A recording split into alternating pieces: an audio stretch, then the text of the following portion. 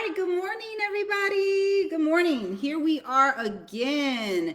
Heal Your Life with Dr. Cruz every Monday, Wednesday, and Friday, 9 a.m. Pacific. I try. I try to make it 9 a.m. Pacific. Oftentimes it is 9:15 before I get here. All right, let me see here. I have to restart my Instagram. I'm doing these on Instagram too because I want you guys to come on Instagram. There are a lot of people that just need somebody to talk to, and I want to help you out with that, okay? So if you come on Instagram, if you need a little bit of something, then just come on Instagram. Maybe you just want to tell what's on your mind. You know, sometimes we just need somebody to talk to, right? We just need somebody to talk to. So definitely just come online. All right, come on Instagram and I'll let you in. I think there's a button you just request, right? Just request. Let me turn this light on.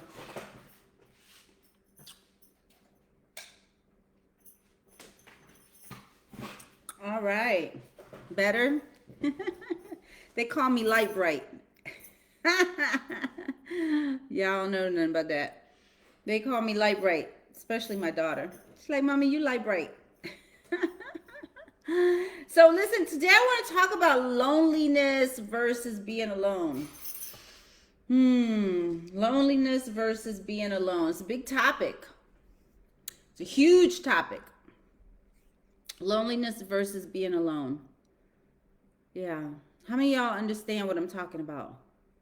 There are a lot of people who are physically alone and deeply lonely, right? And then there are people who are physically alone and could care less. They they are enjoying their best life. I'm one of them. I'm very socially isolative because I just enjoy doing stuff by myself, right? But also, you know, I'm a therapist, so I talk to a lot of clients. So I'm not completely by myself, to be fair, right? But in my own life, man, I could be by myself and really not interact with people for a very long time and I'd be fine. It's almost like concerning. Right? It's almost concerning. I got me, I got my dog, I got my hammock, I got my pool, I got my beach, I got my life, right? I'm good. I got my books, I write a lot, right? So some people are just more naturally into what they're into by themselves. They really enjoy that time, and that's healthy for them. But there are other people who not so much, right? They can even be with a lot of people, interacting with people, and feel deeply lonely. Deeply lonely, right? So you got the people who are physically alone and they're having the best time of their life. Like they don't need a whole lot of interaction from other people. Then you have people who are physically alone and are deeply lonely, right? Deeply lonely. And then you have the people who are not physically alone. They are around other people. And it's a problem. They're not feeling very connected, right? So I want to get into this. So I want to take a moment. Let's take a moment and just align, right? So I haven't been doing the meditations because they take up so much time, but I do them in my Deliberate Creator coaching program. So if you need meditation, that's where you want to go for that. But right now, I want us to get in alignment because this is such a deep topic. Let's just take maybe 30 seconds. Close your eyes. Just kind of bring your awareness into the present moment. Take in a deep breath through your nose and exhale out of your mouth. The longer your breath, the longer your life. Because the exhale calms the nervous system down, specifically the sympathetic nervous system, where all the stress is, or where the stress generates from. So breathe in through your nose. You can hold it for 4 seconds. And exhale slowly and for as long as you can. And do that a couple of more times. We're just getting ourselves congruent. We want a heart rate variable of congruence.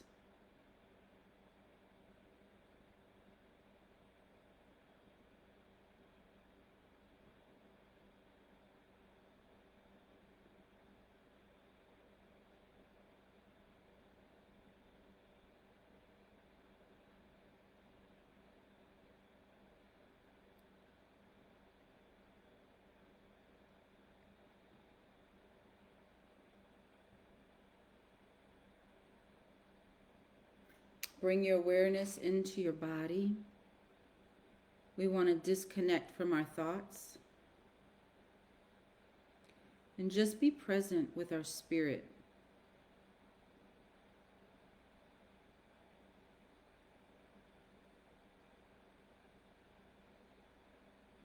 If you have thoughts, just acknowledge them and let them pass.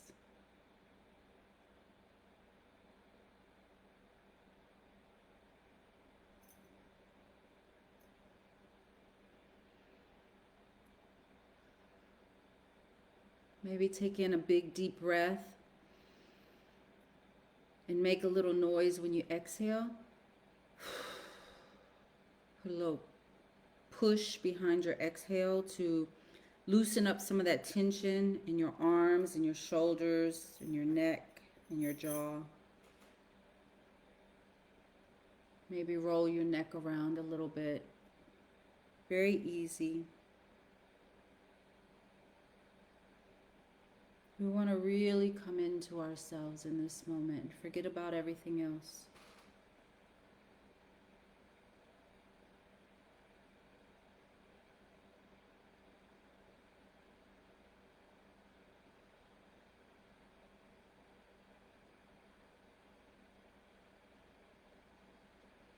I'm going to say a little prayer before I start. Dear Heavenly Father, I come to you today with a humble heart. I thank you, God, for all of the blessings in my life. Every day is a new day to do things different, better, smarter, more intuitively. Give me the wisdom that I lack, the strength that I need, the patience, and the ability for self-love. In this moment, let it be your words that the people hear, for I am just a vehicle for your word. Let them hear the message that they need to hear, not the one that I want to give. Speak through me, Lord, and let all the people hear and discern how to heal themselves from loneliness today.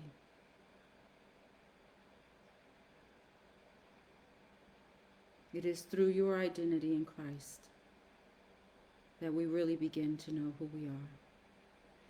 We thank you, Lord, for this moment and all of our blessings, and ask you to continue to bless us and our families. Keep us in perfect health, financial abundance, mission-oriented, and humble to care for our brothers and sisters in humanity with empathy and compassion. In Jesus' name, amen. All right, let's go. We're going to talk about loneliness today. Yes, loneliness versus being alone. Yes. How many of y'all understand that the reason I did the coming into ourselves moment, right? You want to call it a little meditative state. You want to call it a little deep breathing, right? and then into prayer. That creates a congruence within ourselves. And this is really important for healing loneliness, right? It's really important that we come into ourselves, that we really like come out of our mind. Our mind is what conditions us, right? It's based on a conditioned state. And where our authenticity is in our spirit, in our energy. So, because we're always so busy and so identified with the world, we need to put up a barrier for a moment, push that over there, and come into here, because here, right, into our body, because that is where wisdom lives. That is where peace lives. That is where healing lives.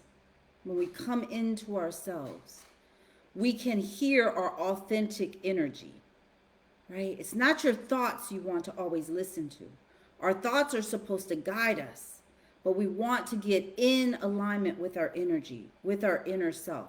How many of y'all understand you have two major selves, right? You have the spiritual self and you have the human self. It's not enough to say the conscious self, because the majority of how we show up in life is not dictated by our conscious mind. It's dictated by our subconscious mind. So we're going to say the two parts of us is the spiritual self and the human self. Now, the human self has different categories, if you will, right? The human self has the conscious mind, the subconscious mind. The subconscious mind then has different categories of itself within the brain, which is like the memories, the traumas, your emotions, right? Everything that your personality is representing is coming from your subconscious mind predominantly, right? It's the programming that you are, right? You are programmed from birth until 7 years old. Predominantly, that's when your personality gets programmed, right? Whatever deep seated fear or pain or trauma or trouble, identity issue, whatever that is, that usually happens before the age of 12 and usually before the age of 7, right? And so everything from birth to 7 is interpreted by your subconscious mind, specifically your emotional mind. You don't have a fully functional conscious mind until you're 25 years old. All right. So when we think about loneliness versus being alone, let's keep it in mind, that we have a spiritual self and we have a human self. And within that human self, there are different categories that make up that human aspect of ourselves, right? Our conditioned self, which is part of our human self, is the ego, right? The ego. So you got to know the difference, and especially the voice that you listen to inside your head, the self-talk. Is that my ego speaking, or is that my spirit speaking, right? Is that my ego speaking, or is that my spirit speaking? Very important to be able to discern that, because people who feel deeply lonely and end up self-harming, going into addiction, committing suicide, things of that nature, they are hearing a voice in their mind. And it's not like a schizophrenic voice, right? It's our own internal dialogue. But how many of y'all understand, especially based on the 150 videos I've done on YouTube, that our brain has a negativity bias? So our brain is going to think negative first. It's just nature, because our brain's job is to keep us alive, right? And keep us safe. So it's looking for the danger. It's going to think negative first. It takes conscious effort, the prefrontal cortex, to be able to then reframe that into something useful or something positive or something that gives us greater hope. Okay, so this is the background context that I want you all to keep in mind as you start thinking about loneliness versus being alone, right? I am alone physically a lot of the time, but I am not lonely. Emotionally, 0.00001%. Like, I never get lonely. I'm like, listen, I interact when I need to interact, but then I'm good. Like, I don't need, right? Because how many of y'all know also that interacting with people, unless you understand how to control control your identity in yourself. If you don't know how to control your identity within yourself, you can get easily triggered by other people, right? And so this is why a lot of people social isolate, right? They socially isolate. They isolate, period, but they definitely socially isolate because it's being around other people, we take on their energy typically. We can be affected by their energy because, in addition to being that human being, we're also the spiritual being. The spiritual being is where our energy comes into play, right? We are energetic beings, aka we are spiritual beings, right?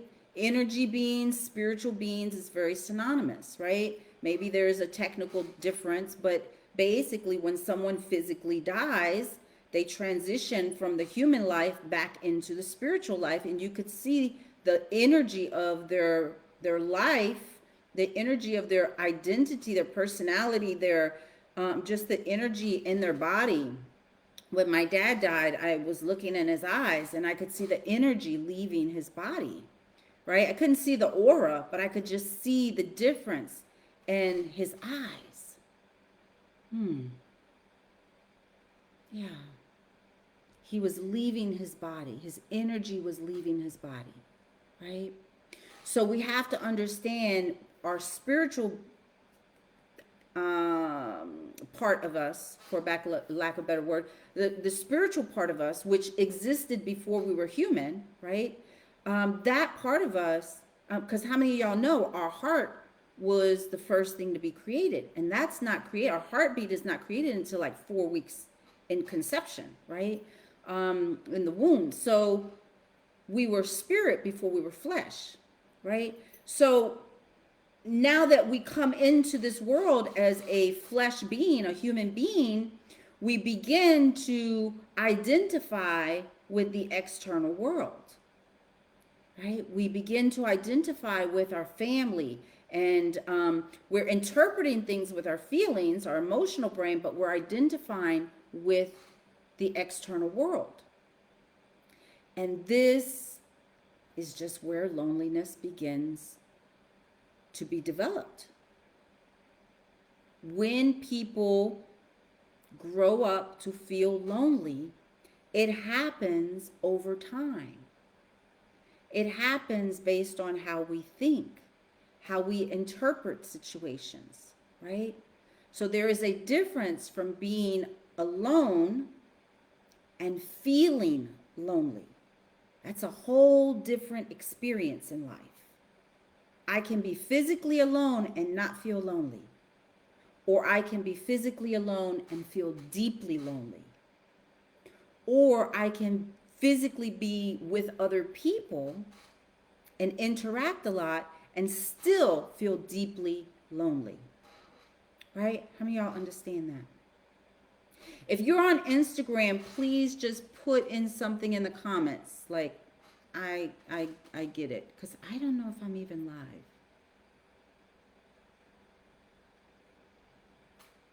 Man, I don't think I was live.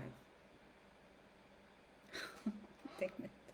All right, Instagram. So you all missed some of the beginning, a lot of the beginning. I'm so sorry. I don't know if it didn't connect or if I dropped signal or whatever. So basically, we're just talking about being physically alone and not feeling lonely, or being physically alone and feeling deeply lonely, or being physically alone, or not being physically alone, being with other people, but yet still feeling deeply lonely. right? Because we are spiritual beings and human beings at the same time. We were spirit before we were flesh. And I'm at the point now, go back into when I create this YouTube channel, you can go back. I mean, when I put this video on YouTube, you can go back and hear what the first, I don't know, 5 or 10 minutes of what I was talking about was about, because it's really, really, really important. So right now we're at the point where, we've been born. So now we're in the flesh. And this is where, when people feel lonely, this is where it begins. It begins with, how is my environment, how's my family interacting with me? And as I grow up throughout my life stages, when I go to daycare, when I meet my extended family, when I go to school and I have peers, when I get on social media, how am I interacting with people? How are they interacting with me? And how am I interpreting my life experiences and my relationships with people, right? So yes, we have people who are predominantly introverted, and we have people who are predominantly extroverted, and many of us are a little bit of both, right? I'm a little bit of both. I was a lot more extroverted when I was younger, and then I grew into being really introverted. So that can happen, right? And so with that change, or with that understanding, if you're introvert, extrovert, and you're not really like 100% of either usually. So understanding yourself helps you to understand, why do I feel lonely if I feel lonely, right?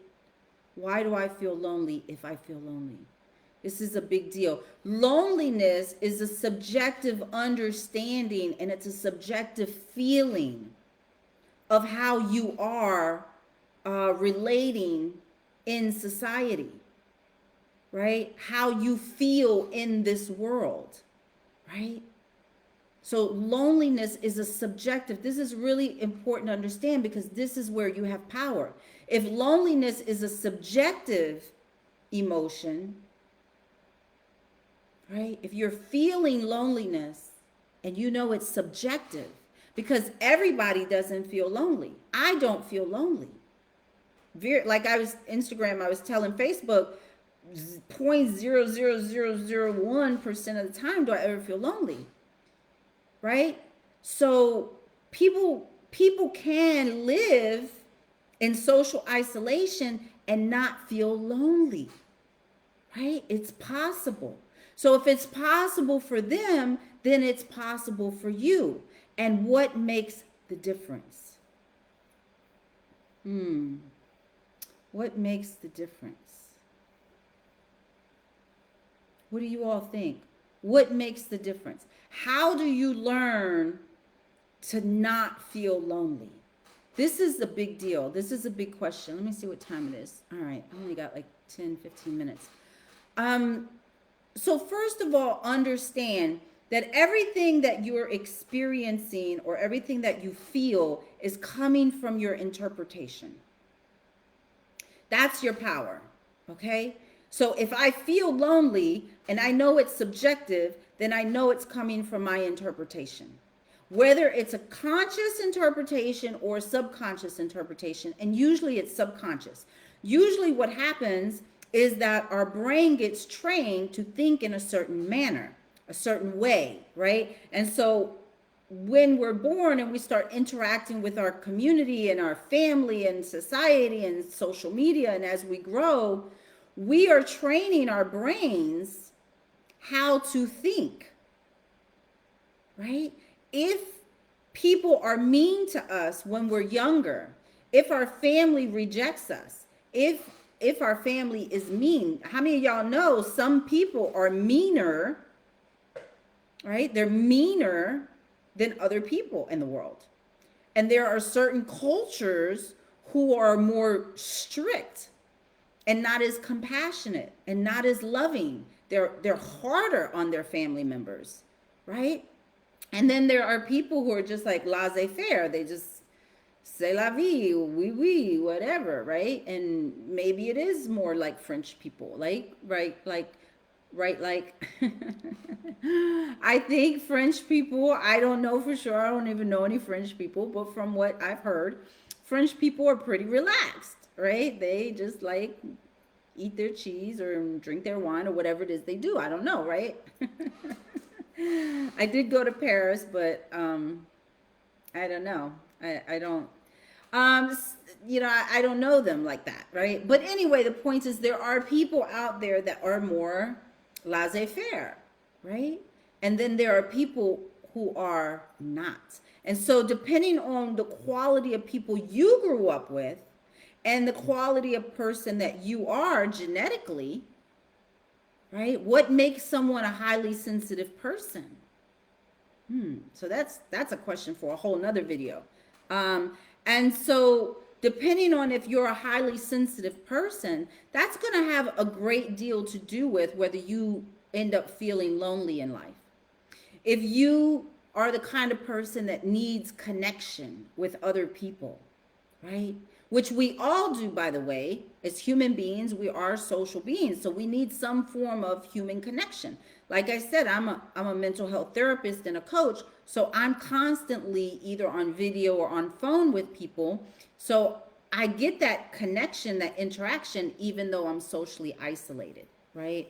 I enjoy my quiet time. I enjoy going to the pool by myself and just kind of checking out. But I enjoy hanging out at the beach with my friends too. I enjoy sitting down reading a book, but I also enjoy going to the club.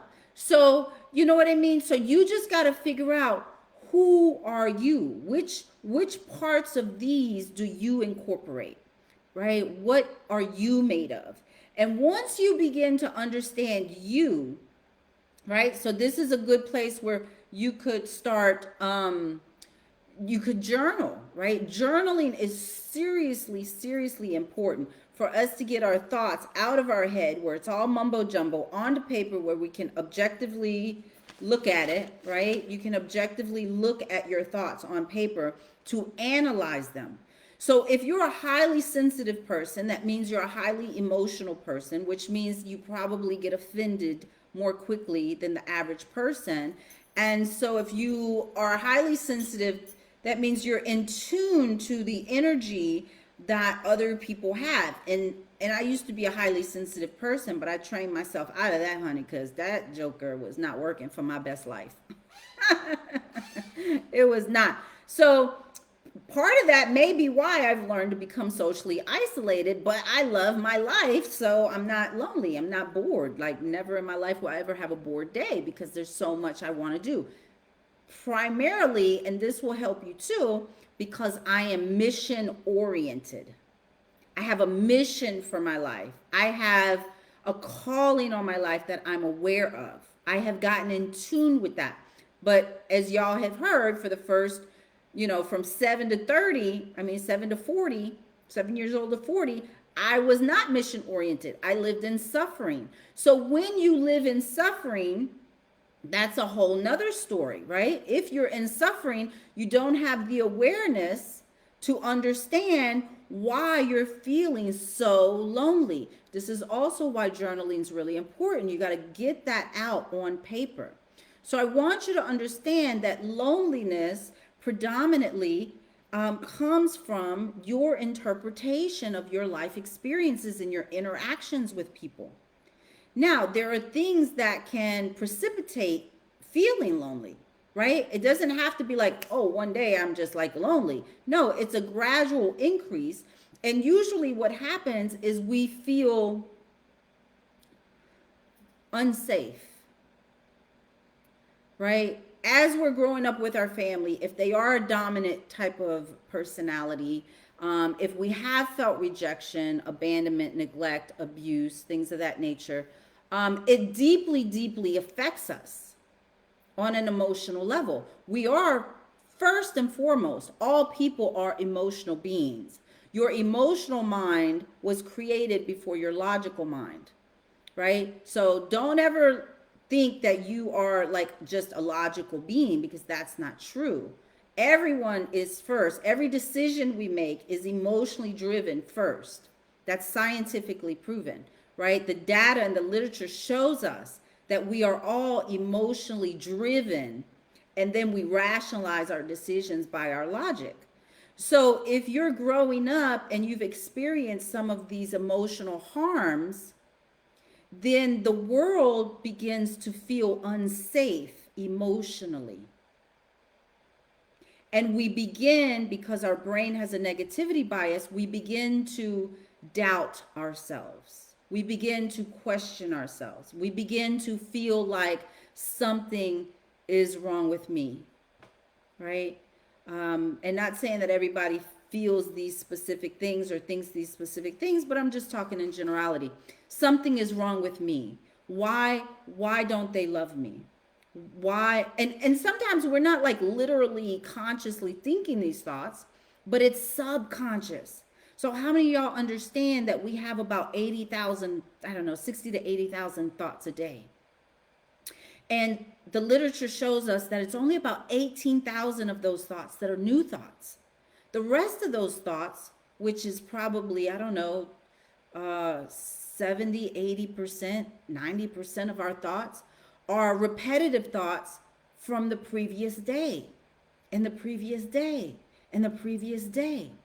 So if you're having 60 to 80,000 thoughts a day, and the majority of those thoughts, 80% of them, let's say, are from previous days, and you're already thinking negatively because the brain has a negativity bias, and then you're growing up in an environment where you're emotionally affected in a way where you feel unsafe, whether it's physical violence, emotional abuse, verbal abuse, domestic violence, divorced parents, a parent goes to prison, drug-related issues, whatever the case is, there's so many different cases. And we begin to internalize these experiences that we're having. Why? Why are we internalizing these experiences? Because we are first emotional beings. This is really important for y'all to get. We are first emotional beings. So as we're growing up, we only have an emotional mind working for us. We're interpreting everything from our five senses, our ears, whatever they are, eyes, nose, ears, taste, feel, right? All those senses, we're interpreting everything in our environment through those five senses, and we're interpreting them through our emotional mind. Our conscious, logical, rationing, reasoning, willpower mind isn't fully created till we're 25. So if we're interpreting our entire life through our emotions, hello, no wonder people feel lonely, because the brain has a negativity bias. Our parents typically screw us up. Our family is usually jacked up to some extent. And here we are, we're just some poor little kid that never asked to be in this world, but some people think we chose to be in the world. I don't know, that's another video. But, for this conversation, we didn't choose to be here. And here we are with these crazy people. Here we are with these crazy people. And they all got issues. You were not born with these issues, my loves. You were not born with these issues. These issues are 99.99999% of your environment. Your environment has created you to feel lonely, right? Your environment. So your environment has an effect on you. You have only a subconscious mind for the majority of your upbringing until you're 25 years old. Your conscious mind is developing throughout your teenage years. But unless somebody teaches you how to use your conscious mind, you have it, but it's of no significant use because you don't have the owner's manual. Nobody gave you the booklet to being human.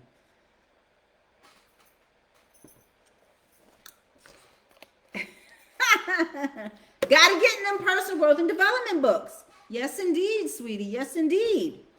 Because if you just depend on what you're learning as you grow up from your environment, from your primary family, your extended family, your daycare, your freaking public school system, your community, social media, you're in trouble. You're in trouble because they're all jacked up. Everybody's got issues. So then you take on those issues, you begin to think doubtfully about yourself. And in this society, it's very hard to find people that you feel comfortable enough to be authentically you and share your vulnerabilities. So because we can't find these people, unless you have a therapist, and you got to make sure you get the right therapist, because it's kind of like dating. Every therapist is not for you. You got to find the right one, right? So what do? You, in this process, you're becoming the byproduct of your environment, the byproduct of your family, the byproduct of your upbringing. And if you feel unsafe, if you've been exposed to abuse or verbal abuse or domestic violence or trauma, whatever, all of those things further pull us into ourselves, and we become a shell of ourselves, a shell of our authentic self, right? So how many of y'all know, you look at a baby, from a baby to about 2 years old, maybe the very first year, it could extend until 3 or 4. You're looking at the purest form of that human being because the world hasn't tainted them yet. So then as that person, or you grow up, and now you've taken on all this emotional baggage from everybody else, and your lack of knowledge on how to interpret your experiences, life, and the world better, and how to control your own emotions, because you don't have that knowledge yet, because you haven't gotten in the personal growth and development books, because they're not going to teach you this stuff in middle school or high school. And your parents surely don't know it usually, because you wouldn't be the way you are if your parents were healthier people, right? Typically speaking. So here we are with all of these emotions, because we're primarily emotional beings first, and our conscious mind hasn't developed yet fully. And we're sitting here with all of this garbage on top of our heart, on top of every nerve in our body, all of this garbage in our mind. I don't fit in. I am not loved. I am not liked. I am rejected. I am abused. I am abandoned. People don't understand me. I feel stupid. What's wrong with me? All of this develops as we grow. If we don't have the people to interact with us in a safe way. And what does that mean, a safe way? Outside of the obvious, no violence, no abuse, and all of that. And I would venture to say that most households have some form of verbal abuse and emotional abuse going on, right? And there's a large number of physical abuse going on in the home, or some type of violence, right? So pretty much we're all exposed to that on some level. But that aside, what does it mean to be with someone and feel safe, right? What does that mean? Number one, it means that the person that you're with, is non-judgmental. You want to find someone who's non-judgmental. Now, understand, we're all human, so we're going to have our moments, right? Even me as a therapist, I've caught myself periodically being judgmental, and I'm like, because that's just me being human, right? And so we have to check ourselves. Now, the more you meditate, the more you disconnect from your conscious mind, you bring your awareness into your body. And what that does is it helps you become aware of yourself, specifically your intuition and your intrinsic energy. So when I'm being judgmental, let's say with a client, which I typically don't do, but I'm human, I catch myself, right? What I've trained myself to do is catch myself, because I've meditated and I've learned to be in tune with me. I can tell by my own energy when I've gone outside of my lane, right? Or if I'm trying to be a certain way with my daughter, and my energy is shifted. I'm like, oh, okay, I caught myself and I got to reel myself back in. But you gain that level of awareness about yourself by doing the personal growth and development work. I've been in personal growth and development books since I was 30 years old, for over 20 years. And it's a life, I'm telling you, because there's so much that we don't know.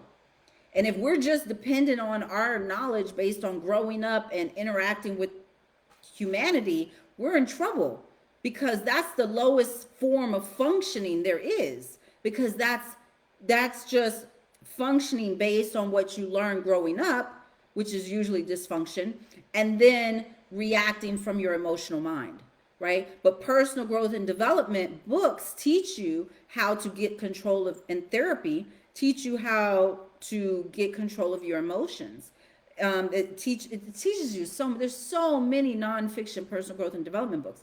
My book teaches you just like about your superpowers, the superpower inherent in your awareness and clarity, and identifying your life's purpose, and giving yourself permission, and solving problems, thinking, well, not that one so much, but being the cheetah, not the gazelle, right? So I'm teaching people how to take control of their mind, their awareness, their clarity, their vision, how to be a go-getter instead of feeling helpless as the gazelle, right? So there's a book called Emotional Intelligence, if you want to learn about emotional intelligence. Stephen Covey wrote The 7 Habits of Highly Effective People. Dale Carnegie wrote many personal growth and development books. Think and Grow Rich is a personal growth and development. James Allen wrote As a Man Thinketh.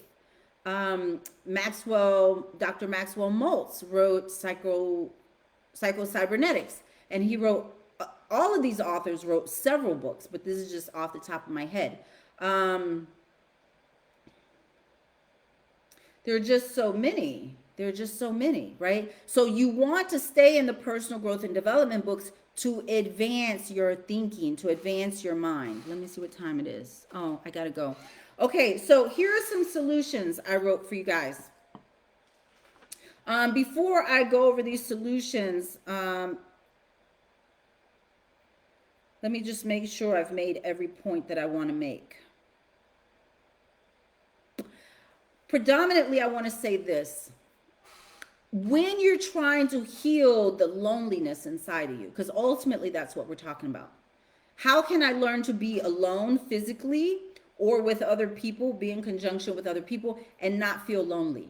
Listen, loneliness is going to reduce your life expectancy. It's not healthy for you. So especially on an extended period of time, like if this is your life experience, I feel lonely. If that's your identity, I feel lonely, I am lonely. You need to really get serious about that, right? Because not only does it reduce your life expectancy, it stresses you out, it lowers your immune system, it's a precursor to substance addiction or self-medicating. People who feel lonely react to life from an emotional, traumatic, reactionary place, as opposed from a calm, cool, collected, more logical mindset, right? So when you're feeling lonely, it leaks into a lot of other unhealthy areas of life. So it's a real thing that you're experiencing that needs to be healed. And the healing usually has to happen in relation to something in your childhood, right? If you're feeling like you're depressed, lonely, empty, dissociating, if you're using substances to medicate and all of this kind of thing, the trauma that underneath all that is a trauma, and that trauma has come from childhood typically. Okay, so you want to get with a qualified trauma therapist, inner child healing therapist, someone who specializes in this kind of work so that you can, and also a hypnotherapist. Very important. If you can get with a hypnotherapist, and I'm a hypnotherapist, I have links to self hypnosis, I think on my website. I may have taken them down. But I also have a Facebook page called Hypnosis with Dr. Cruz, I believe. And there's a link to a website. And you really want to get into hypnosis because hypnosis is the most effective and the quickest way to reprogram your subconscious mind, bar none. Okay, so your trauma comes from your childhood, and your trauma is in your subconscious mind, right? So you need to go back into that childhood experience and heal that, right? And you want to do it with a qualified person. So definitely, please get with a qualified person. It's not going to be your mom or your father or your sister or brother or your friends or anything like that. If you don't feel safe enough to reach out to somebody, please get Bessel van der Kolk's book, The Body Keeps the Score, or Wakening the Tiger by Peter Levine. These two authors are the predominant authors on trauma. There are others that are equally as, I don't know if equally as good, but they're up there. But these are your main two authors you want to look at. So when you think about healing loneliness, all right, let's take a deep breath.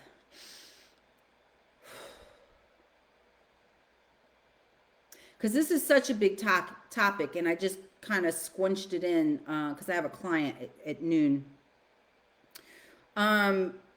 This really could be like a course, right? Maybe I'll make a course on how to heal loneliness. But here are some thoughts that I have for you. Solutions. Number one, first and foremost, you want to have a desire, right? Nothing happens without a desire. So have a desire to want to heal yourself, okay? Have a desire to want to learn to trust yourself again, your inner voice, your intuition, your inner child, right? So you can start with writing like your 5 main thoughts, your 5 main negative thoughts a day, right? Or you could just keep a thought journal. If you go online and just Google thought journal, there's a worksheet you can print off, or you could just write the questions on a notebook, and you can keep this thought journal. But you want to identify what those negative thoughts are. You got to get stuff on paper, because up here it's mumbo jumbo Campbell soup, right? It's just a bunch of stuff, and it's affecting you. Your thoughts are creating chemical reactions in your body, which are creating your emotions, right? So negative thoughts create cortisol release and adrenaline release, and those over a long period of time are unhealthy. So you want to do your thought log, right? Write out your negative thoughts. And then you want to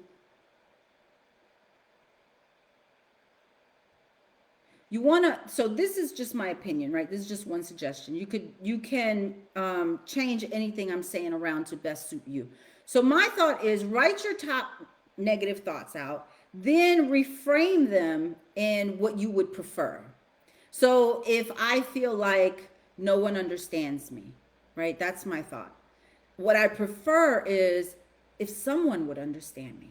If God would send me one person that understands me, that I can feel safe with, that I can feel comfortable with, that I can feel just gets me, right? Just someone that gets me. And then write out what's possible. So what your thought is, what you prefer, and what's possible in this moment. What kind of incremental change can I make, right? What kind of incremental change can I make? So I like that. That's going to reveal a lot to you. You want to be able to meditate. Now, a lot of people freak out about this word. Don't freak out. Listen, it's just closing your eyes, taking a deep breath, releasing some of that pent up energy, bringing your focus from your thoughts into your body. And if all you can do is 15 seconds, just do 15 seconds. You just want to disconnect from your thoughts. And then the next day, do 25 seconds. Increase it by 10 seconds a day. Just baby steps. This is about consistency, not intensity, okay? You also want to exercise. Exercise creates endorphins. So if that's going for a walk, get into nature. That's a big deal. Get into nature, okay? You want to, when you think about healing loneliness, you got to heal that inner child. Like there's no way around not feeling lonely if you don't heal the inner child. So, one thing I did in my book is I wrote a letter to myself. Let me see. Dear younger self. Right here. Dear younger self. I wrote a letter to my younger self. And I wrote this book. This book was published in 2018. I wrote it in 2017. So here's my letter to my younger self. And then here's the ending. And this is my older self, living my best life. And then here's the letter from my younger self back to me. And it's only one line. It says, Dear older self, we have risen like the phoenix. Let's fly. Man. Love, your keeper. Man, isn't it? I just want to cry now. I just want to cry. Writing letters to yourself. The person you are now to your younger self is so freaking dynamically healing. So please do that. Please do that. You also want to make sure that you have someone available because this is going to bring up a lot of emotions. You want to make sure you're capable of handling those emotions. Okay. So maybe you can, first and foremost, I recommend getting spiritually strong, right? My spiritual relationship with Jesus was super strong, like super solid when I wrote that book. But I did a lot of other work before I got super solid with God, right? So that's my experience. Everybody's got their own. Also, did you guys take your vitamin today? Listen, taking the nutrition is a big deal, right? Because it is fueling how your body feels. So if you feel fantastic, right? Here's my protein drink. I got my matcha tea. I'm losing the weight, right? You guys see a difference in me. All of that affects whether I'm going to feel lonely and depressed and unloved and anxious and suicidal and, just all of that, right? It's going to have a huge effect. So, what else? Decide to be productive. A big deal is, as humans, we're born to be productive, period. If you're not progressing in life, you're going to be depressed. Depressed people are not progressing in life, right? And they're depressed because they're not progressing in life, right? So the moment you stop growing, you begin to dwindle and die, right? That's just the way it goes. So decide to be productive. Listen, I have deliberate creator coaching for a reason because after everything I've been through in my life, all the books I've written more than these 2 books, everything I've done, my PhD, all the research, all the literature I've read, everything.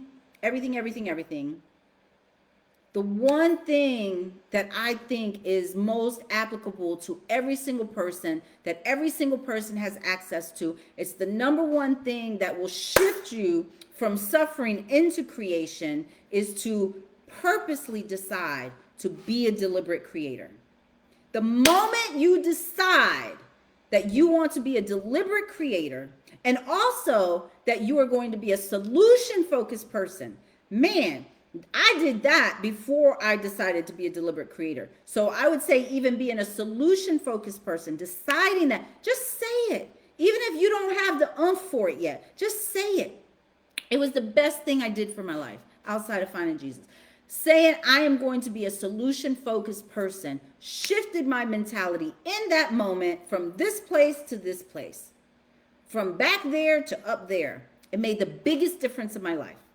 And then as I continued to grow, I grew into, I want to be a deliberate creator. I want to deliberately create my life because I lived the first 40 years not deliberately creating anything. I was subconsciously creating what I was creating, right? So keeping all that in mind, find a healthy outlet for creativity. For me, it was writing books and reading books and traveling. For other people, it's buying plants, doing artwork. I'm taking piano now. Find a creative element, doing crafts, doing scrapbooking, exercise, gardening, anything like that, cooking. Find a creative outlet. And I'm rushing because oh my gosh, I'm so late for my client. I gotta go. Don't look for reasons to be negative. Realize if you're being reactionary and stop that, okay? You got to stop being reactionary. You got to grow up, okay? We got to grow up. Yes, being lonely sucks, but it doesn't mean you have a right to take it out on other people, okay? You got to take personal responsibility for yourself and decide that you just want to be better today than you were yesterday, and you want to be better tomorrow than you are today. Your competition is yourself. Okay, so the tough love part is stop the complaining, stop the crying, stop the bullshit, get your ass in order. Okay, all right, I love you guys. I'm here if you need me, and if you have any questions, just message me. Okay, this will be on YouTube in a couple hours. All right, bye guys, have a great day.